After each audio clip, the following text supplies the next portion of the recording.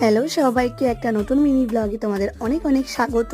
কিছুদিন আগে বিকেল বেলাতে হঠাৎ আমি, বোন আর ননদ মিলে গিয়েছিলাম একটা নতুন রেস্টুরেন্টে, যেটা হচ্ছে আমাদের বাড়ি থেকে খুবই কাছে। রেস্টুরেন্টের অ্যাম্বিয়েন্সটা জাস্ট দারুণ ছিল। তোমরা দেখতেই পাচ্ছ কি সুন্দর আলো দিয়ে সাজানো, আর খড়ের চালের ওপর একটা সুন্দর বাড়ি বাড়ি, মানে গ্রাম্য ব্যাপার। খুবই সুন্দর রেস্টুরেন্টের টোটাল একটা ভিডিও আমার নেওয়া উচিত ছিল, কিন্তু সেটা নিতে আমি ভুলে গেছি। তো তোমরা আশা করি দেখে বুঝতে পারছো খুবই সুন্দরভাবে সাজানো ছিল। তারপরে আমরা খাওয়া দাওয়ার দিকে চলে গেছিলাম, আর প্রথমে অর্ডার করেছিলাম 1 প্লেট মোমো। আর ননকে দেখো, ও তো মোমো পেয়ে খুবই খুশি হয়ে গেছে।